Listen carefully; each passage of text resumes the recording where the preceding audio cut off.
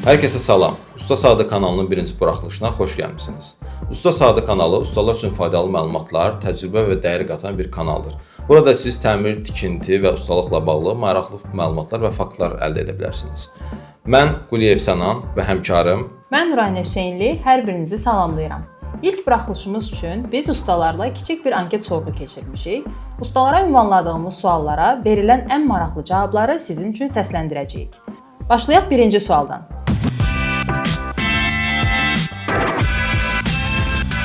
İş zamanı ən çox rastlaşdığınız problemlər hansılardır? Və bu suala gələn cavablardan birinci yeri tutan hava şəraiti ilə bağlı olan cavabdır. Məncə hava şəraiti ilə bağlı bu problem artıq önümüzdəki aylarda olmayacaq. Çünki üzü sezona doğru gedirik, artıq yaz aylarıdır.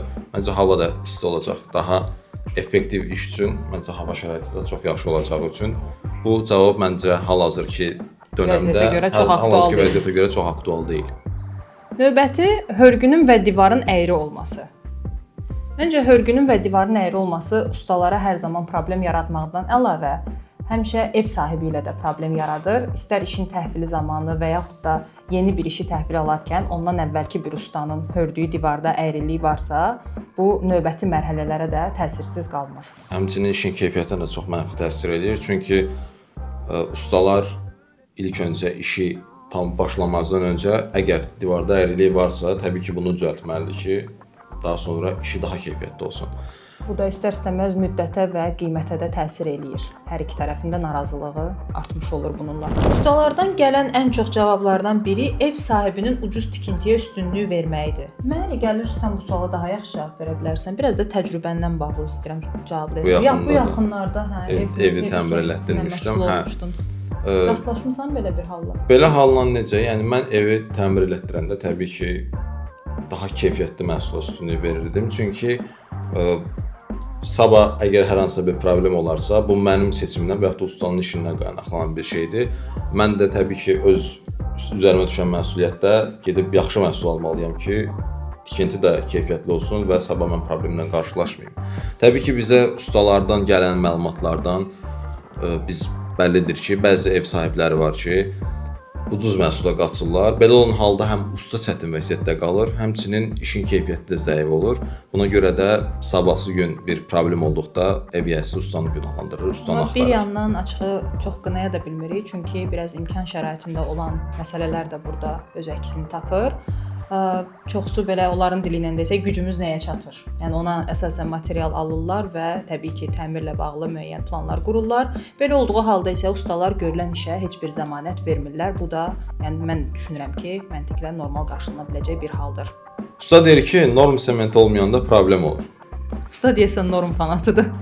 Yəqin ki, usta uzun müddətli normla istifadə etdiyi üçün artıq əli də öyrəşib, həm də işin keyfiyyətinə də bələddir. Bir ustamız demişdi ki, İş zamanı rastlaşdığım problem yıxılma. Yıxılma kimi bir problem. Bununla bağlı əslində çoxlu cavablar var. Ayağına misbar batan kim, yıxılan kim, xəsarət alan, əlini kəsən və ümumiyyətlə buradan demək istəyirəm ki, iş zamanı, iş məkanında sətəm qaydalarına əməl olunması çox önəmlidir. Hər bir işin əvvəli, hər bir prosesin əvvəli mütləq şəkildə təhlükəsizlik qaydalarından başlamalıdır və bunlar bütün xırdalığına qədər nəzərə alınmalıdır ki, baş verə biləcək hadisələrin qarşısı alınsın. Növbəti cavab odur ki, usta deyib, pul yoxdur, sabah olacaq. Bu belə başa düşdüm ki, ev sahibi tərəfindən verilmiş cavabdır. Var, mən də cavabların içində görmüşəm ki, usta deyir ki, bu işi mənə hədiyyə elə, ev sahibi deyir. Hədiyyə? Hədiyyə elə. Ya maaş olanda pulu verərəm, gözdə gələn həftə gətirəcəm. Ustanın işinə yəni dəyər vermək lazımdır. Yəni bu iş görülürsə, təbii ki, bunun qarşılığı olmalıdır. Yəni məncə də iş görüldüsə, pul verilməlidir. Usta bildirir ki, yaxşı qum demək olar yoxdur. Qum üzrə mütəxəssisimiz Nuraynə xanım, buyurun. Qum üzrə əslində düzdür. Bu ustalardan çox gələn şikayətlərdən biridir ki, yaxşı qum tapmaq çox çətindir. Birincisi baxmaq lazımdır nə üçün istifadə olunur qum? Çünki beton üçün olan ayrıdır, sulaq üçün ayrıdır, hörgü üçün olan ayrıdır. Yaxşı qum hansıdır ki? Mingəçevir qumu. Mingəçevir qumu. Ən yaxşı qum Mingəçevir qumudur və qum alınarkən təyinatı üzrə düzgün seçilməlidir. Bir də ən çox problem yaradan məsələ qumun tərkibində çoxlu gilin olmağıdır. Bu da ustaların ən çox şikayət elədiyi bir məsələdir. Ümumiyyətlə bilirsən necə yoxlayırlar? Məsələn, ən praktiki olaraq sahədə necə yoxlayarsan ki, qumun tərkibində gil çoxdur yoxsa yox? Suya qarışdırmaqla. Yəni suya qarışdıraraq necə eləyirik onu?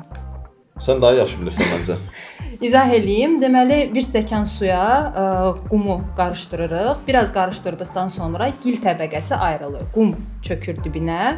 Gil təbəqəsi qumun 8%-dən çox olarsa, deməli qumun tərkibində gil çoxdur və o keyfiyyətli qum hesab olunmur. Bilirdin bunu? Belə başa düşdüm ki, sən uzun illər ustalıqla məşğul olmusan.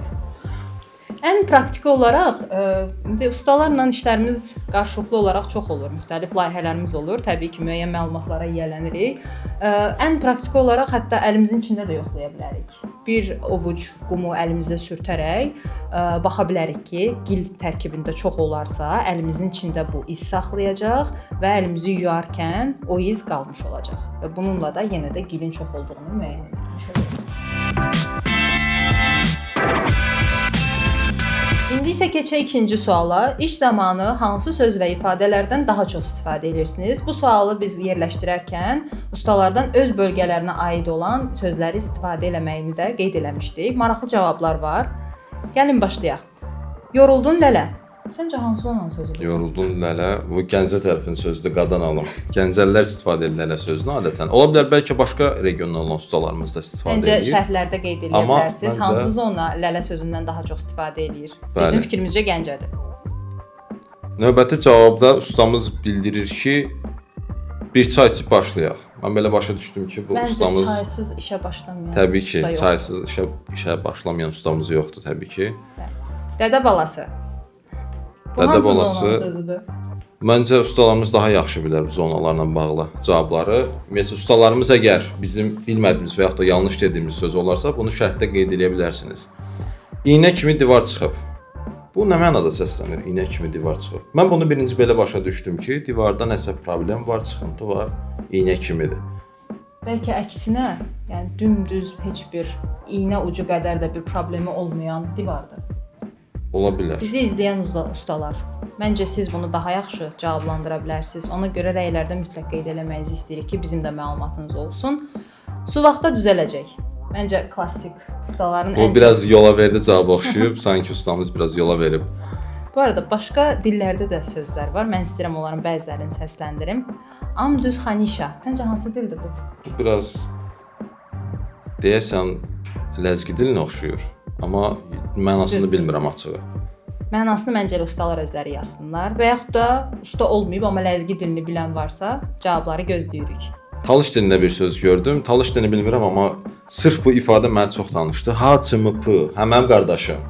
Bu ifadə mənə bəli, Lənkəranda tədbirdə bir ustamız bunu səsləndirmişdi. Sən Lənkərana tez-tez gedirsən, ona görə yaxşı yadındadır. Daha sonra cəld olun axşam oldu. Bu deyəsən biraz o hava qaralan kimi işdən yayılan ustalardan olub kimsə. Onu hətta talış dilində də yazanlar var. İt qərəbi.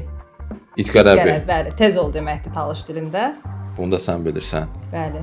Yenə talış dilində söz var. Xido ğibətdə.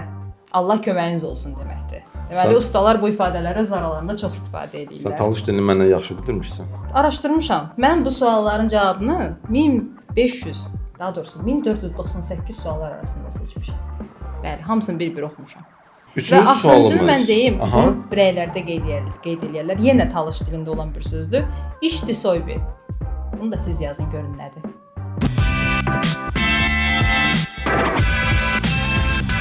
Üçüncü sualımıza keçsək, ev sahibi tərəfindən eşitdiyiniz ən qeyri-adi istəklər nələr olub deyə qəribə tələblər və yaxud da qəribə istəklər soruşmuşduq. Ustalarımızdan biri bayaq qeyd etdiyimiz kimi yazıb ki, bunu belə etsək nə olacaq ki, əlavə rasxoddur. Yenə əlavə ödənişdən əlavə büdcədən qaçınmaq istəyən bir ev sahibi sözüdür. Çox standart eşitdiyimiz bir sözdür. Bir usta yazıb ki, pola alçıpan vurmağı təklif eləmişdi ev yiyəsinə. Pola alçıpan vurmaq? Mən eşitməmişəm. Sən eşitmisən? Pola alçıpan vurulur? Eşitməmişəm, görməmişəm. Məncə bəlkə vurulmur. də təcrübədə yaşayan olubsa, buyurun. Ola bilər. Xanım evdə yoxdur, çay olmayacaq. Bu çox maraqlı cavabdır. Xanım evdə yoxdur, çay olmayacaq. Çox maraqlıdır. Ustalar adətən əvvəlcədən danışanda bunu müəyyən eləyirlər də. Ev yiyəsi tərəfindən olacaqmı nahar fasiləsi, yoxsa ustanın özü tərəfindən? siz hansını üstün tutursunuz? Sizə görə hansı daha rahatdır? Məncə bu da çay verməmək üçün bir bəhanədir. Yəni xanım evdə olmasa belə məncə bəylər də çay dəmləyə bilər. Bəlkə, bilmirəm. Bir dəfə suaq vurmuşam. Divara ev yiyəsi divara əli ilə vurub deyir ki, bura niyə güm-güm edir? O biri tərəf danq-danq edir. Qərib Cinlər Diyarı filminə yadıma düşdü. Baxmısan da filmə?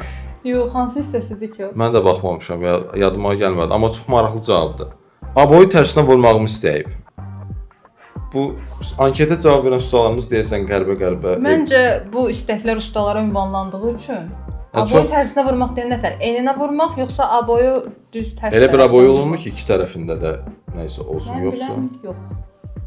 Patoloqa kafel vurmaq istəyən nəsə tərsinə düşüb deyəsən. Patoloqa kafel vurmaq. Patoloqa kafel vurmaq. Patoloqa kafeli ancaq stormla vurmaq mümkündür. Çünki storm hər yerə yapışar. Yəni çox Və görürsən maraqlı ki- bir istəkdir. Bunu vurmaq da çətin olar. Təbii ki, yəni o durmaz məncə. Dursa belə, yəni estetik bir görüntü alınmaz orada. Təsəvvür eləyə bilmədim açığı. Növbəti cavabı oxu istəyirsən sən. Deməli bir ev sahibi var idi. Evin üstünü alçıpan ilə vurmağımızı istəmişdi. Maraqlı istək idi. Soruşduq, dedi elə keyfiyyətli olur.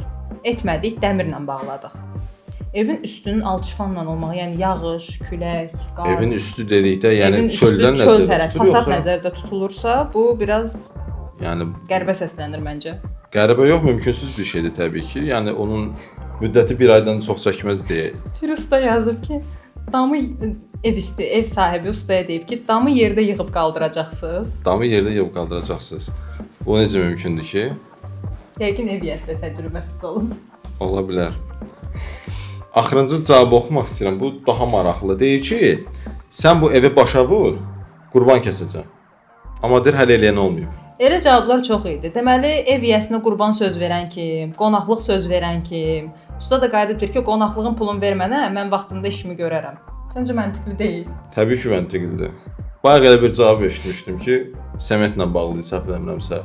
Deyir, ucuz məhsul istifadə elə, mən sənə qonaqlıq verərəm. Deyir, o qonaqlığa verdiyin pulu elə səmətə verərdin, daha keyfiyyətli iş Düzdür, görərdin. çünki həmin evdə özü yaşayacaq. Nə fərqi Düzdür, var? təbii ki.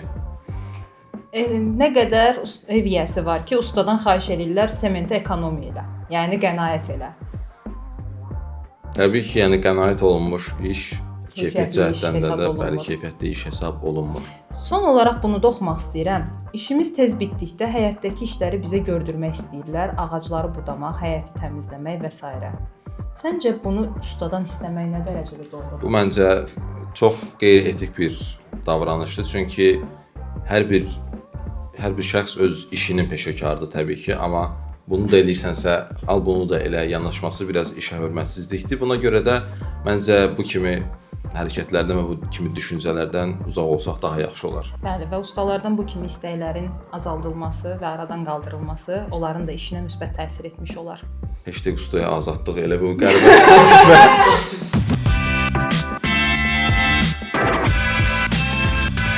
Suallarımız və cavablarımız bu qədər. Məncə artıq yekunlaşdıra bilərik. Bəli, mən istərdim ki, şərhlərə də qeyd eləyəsiniz. Maraqlı hallar varsa və yaxud da qarşılaşdığınız, eşitdiyiniz sözlər, ifadələr varsa, onları da qeyd eləyin. Kanalımıza abunə olun. Növbəti buraxılışlarımızda görüşənədək. Sağ olun. Sağ olun.